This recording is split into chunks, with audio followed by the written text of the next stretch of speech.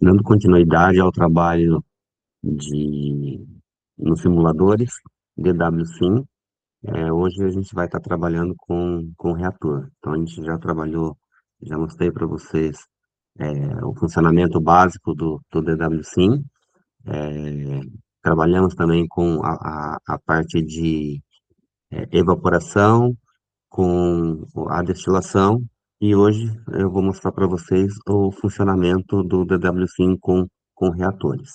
Então, basicamente, o DWSim, ele trabalha com alguns tipos de reatores: reator de conversão, reator de equilíbrio e reator cinético.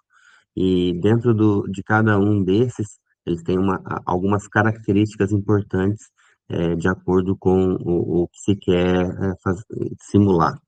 Então, pegando um reator de conversão, a gente tem como característica dele a modelagem, especificando os rendimentos da reação de cada componente.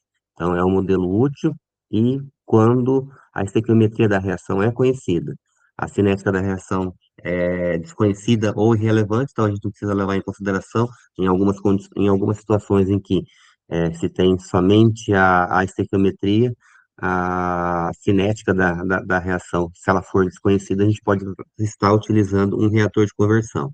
E é importante também que a gente tenha dados ou correlações de distribuição de rendimento para poder estar utilizando na modelagem, na simulação desse tipo de reator. O reator de equilíbrio, a gente tem como característica que a estequiometria da reação também precisa ser conhecida, a cinética é desconhecida, porém, os reatores de equilíbrio resolvem o equilíbrio químico utilizando a abordagem de extensão da reação, tá? Dentro desse tipo de reator, o reator de equilíbrio, a gente tem um reator de Gibbs, né, que tem um específico para reator de equilíbrio, onde a gente tem que a estequiometria da reação ela é desconhecida, a gente pode estar utilizando o reator de Gibbs quando a estequiometria da reação é desconhecida, quando a cinética é desconhecida, e o modelo ele vai simular esse equilíbrio químico de uma única fase ou equilíbrio simultâneo em fases e química. O que precisa ser especificado, então? Precisa ser especificado a temperatura, a pressão do reator ou a pressão e a entalpia. Então, esses pares de propriedades precisam ser informados. E o objetivo dele, né, a função objetiva é minimizar a energia livre de Gibbs, sujeita a restrições do balanço atômico. Esse modelo ele não requer que a estequiometria da reação. Reator de Gibbs é um reator específico para reatores de equilíbrio. E como reatores cinéticos, né, nós temos os tradicionais, os ideais ali, o PFR e o CSTR. Então, a estequiometria da reação precisa ser conhecida, cinética ser conhecida também, e vai estar modelando rigorosamente o reator de tanque agitado contínuo e um de eh, fluxo empistonado. Tá? Então, são os dois tipos de reatores que a gente pode estar trabalhando em base cinética no DWC. Aqui nós temos uma etapa, um sistema de produção de hidrogênio, no qual nós temos os componentes presentes que vão fazer parte da reação, e inclusive os produtos, né? Também aqui a gente precisa incluir no, nessa configuração necessária no DWSim, e aí, só a título de relembrando o que a gente já fez, né? Então, é necessário que a gente faça a inserção dos componentes utilizados na simulação. É importante também inserir as propriedades termodinâmicas, né? Na verdade, então, a gente vem aqui nas configurações, né? Lembram que aqui eu inseri os componentes a água, o monóxido de carbono, o dióxido de carbono e o hidrogênio. No modelo termodinâmico, só para a gente, vocês entenderem como que é feito essa inserção, foi inserido como pacote termodinâmico Lei de Raoult, mas talvez provavelmente para essa condição a gente precisa escolher um modelo termodinâmico que se adeque melhor a esses compostos, e é dessa forma que a gente está inserindo. Então, eu coloquei esses três componentes, entrando aqui numa mistura. Esses resultados dessa mistura, né? Ela vai ser aquecida no heater, no aquecedor, e desse aquecedor aí sim ele vai entrar para o reator. E aí nesse reator, nós vamos ter aqui a saída dos gases e a saída do líquido, caso tivesse. Então, nós vamos ter a saída dos gases, onde a gente vai fazer a separação aqui num tanque de separação. Então, o que que importa para nós aqui, que é o objetivo dessa aula? O objetivo nosso é trabalhar com o reator. E aí, como que a gente configura o reator? Então, para a configuração de reator, a gente vem aqui para inserir quais seriam os reatores que a gente estaria utilizando. Então, conforme eu comentei agora há pouco, a gente vai trabalhar a gente tem a opção de trabalhar com reator de conversão, o CSTR, o reator de equilíbrio, o reator de Gibbs, e a gente trabalhar também com um PFR, e aqui a gente tem um reator de Gibbs modificado. Então, a gente tem essas opções de estar trabalhando com esse tipo de reator. Então, nós vamos trabalhar com reator de conversão. Então, eu inseri o reator de conversão aqui, e aqui a gente tem a opção, a gente lembram que a gente deixa aqui essa conexão das correntes, a gente deixa não, né, para que a gente possa escolher a corrente adequada. Então, eu inseri a corrente 4, a corrente 5 e a corrente 6. A corrente 4 é a alimentação, é essa corrente de alimentação, e a corrente 5 e a corrente 6 são as correntes de saída aqui do reator, tanto para a fase líquida quanto para a fase gasosa. Como parâmetros, a gente tem a opção de deixar aqui como default e o método de cálculo, né, o modo de cálculo aqui, é se esse reator ele vai ser isotérmico, ele vai ser adiabático, ou se ele vai ser, ou a gente vai definir a temperatura de saída dele. Então, a gente tem essas opções, percebam que o pacote termodinâmico, ele já está definido aqui para esse reator, e agora, para configurar onde que a gente vai inserir a, a reação, a estequiometria da reação. Então, a gente vem aqui nessa opção a mesma opção que a gente trabalha, que eu mostrei para vocês sobre os compostos e o modelo termodinâmico, a gente vem aqui nas configurações e vem aqui em reações. Então, na reação, a gente vai inserir. Então, a gente tem a opção de inserir uma reação de conversão, de equilíbrio, cinética ou de catálise heterogênea. Então, a gente insere essa opção de reação por conversão, e aí ele vai abrir para a gente essa opção aqui, essa janela, onde nós temos todos os compostos que estão selecionados, que a gente inseriu, mas percebam que eu poderia ter inserido muito mais compostos, porém eu só vou deixar aqui incluído o que vai acontecer, que vai participar da reação. Então eu poderia ter colocado outros, mas a hora que eu sinalizo o que eu quero, é isso que vai ser inserido na reação. Então, essa opção aqui é para a gente dizer quais são os componentes que vão fazer parte da reação.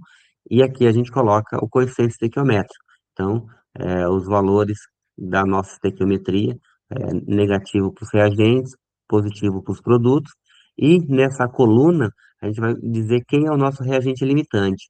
Então, nesse caso, eu estou dizendo que o reagente limitante é o monóxido de carbono, e aqui percebam que o DWC ele já dá essa opção para a gente de que a reação ela está balanceada, ela está ok. Então, e aqui na parte de baixo aparece qual é a equação. Então, água mais o monóxido produzindo CO2 e o hidrogênio. Então, o hidrogênio é o nosso produto desejado. Então, percebam que ele já faz esse cálculo do calor de reação padrão, né?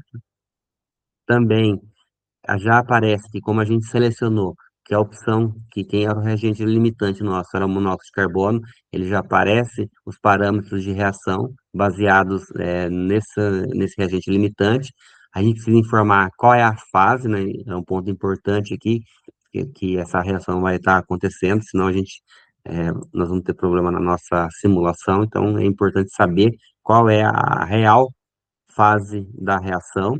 E aqui a gente precisa colocar como a gente está fazendo um reator de conversão com uma reação de conversão, então a gente precisa informar qual é a porcentagem de conversão, qual é a equação de conversão. Então, é importante buscar essas informações em artigos, em livros, para que vocês consigam colocar essa informação correta, lembrando que aqui, ó, a temperatura está em Kelvin, perfeito?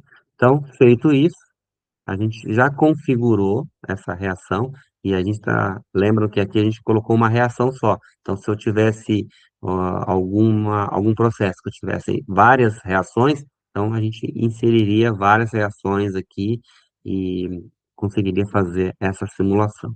Fazendo isso, então, percebam que eu vou rodar essa simulação, ela rodou, onde a gente tem 62,5% de conversão de CO e 46,9% de conversão de água. Então, a gente, a partir desse momento, a gente tem algumas opções, como a gente trabalhar aqui, então a gente pode mexer com a temperatura e verificar o que que acontece com essas conversões, né? Então, será que é, eu aqueci aqui até 700 graus, será que se eu aumentar ou diminuir essa temperatura, o que que acontece com a conversão? Então, eu estou reduzindo aqui a temperatura, percebam que, olha como que cai a conversão tanto de CO quanto de água. Então, e se a gente aumentar aqui para 800, o que que acontece? Então, ó, ela fica, ela não roda, ela não executa, porque essa temperatura é uma temperatura para essa reação que a gente definiu aqui para as condições e parâmetros, ela não consegue chegar no resultado. Então, é importante também aqui é, fazer aquela análise de sensibilidade que a gente tinha comentado na última aula, né? Mostrei para vocês como fazia. Então, há a possibilidade da gente mudar essa temperatura e verificar o que que acontece aqui com a conversão. Então, encontrar qual é o ótimo de conversão variando a temperatura. Então, percebam que é, essa é uma outra opção que a gente tem para estar trabalhando com o reator de conversão. Tá? Então, agora vamos para um outro. Deixa eu abortar aqui e vamos voltar para a temperatura de 700 graus Celsius. E aí vocês vão ver que ela roda normal e talvez encontrar até uma outra temperatura que a gente consiga essas conversões mais altas. Vou mostrar para vocês agora um outro exemplo de reator,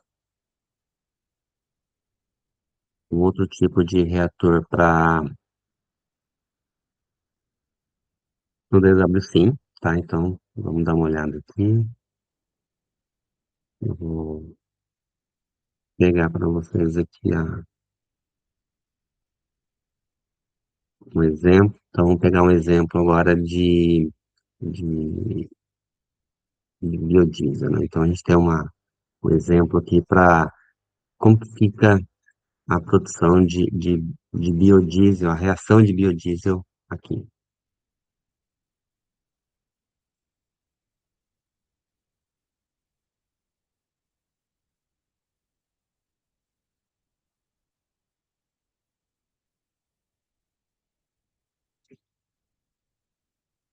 Então, ó, aqui a gente está colocando os nossos componentes, né? Uma trioleína, etanol mais NaOH e água.